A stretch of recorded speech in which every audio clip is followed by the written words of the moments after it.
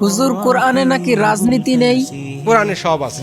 সূরা আল আনআমের আয়াত নাম্বার 162 আল্লাহ পাক রব্বুল ইজ্জত বললেন, হে নবী আপনি বলুন, কুল ইন্না সলাতি ওয়া নুসুকি ওয়া মাহইয়ায়া ওয়া মামাতি লিল্লাহি রাব্বিল আলামিন। এ কথার স্বীকৃতি দাও, পৃথিবীর প্রত্যেকটি বনি আদম যেন এই কথাই বলে এবং মেনে নেয়। ইন্না সলাতি ওয়া নুসুকি, নিশ্চয় আমার নামাজ, আমার কুরবানি, ওয়া মাহইয়ায়া আমার বেঁচে থাকা, ওয়া মামাতি এবং আমার মৃত্যুবরণ করা, from born to death, from good morning to good evening, from kitchen room two secretariat, জীবনের প্রত্যেকটি ক্ষেত্রে আমি যতদিন বেঁচে আছি, এমনকি যখন মৃত্যুর স্বাদ গ্রহণ করব, সেটাও একমাত্র লিল্লাহি রাব্বিল আলামিন।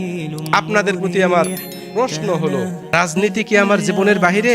আমার পররাষ্ট্রনীতি কি আমার জীবনের বাহিরে?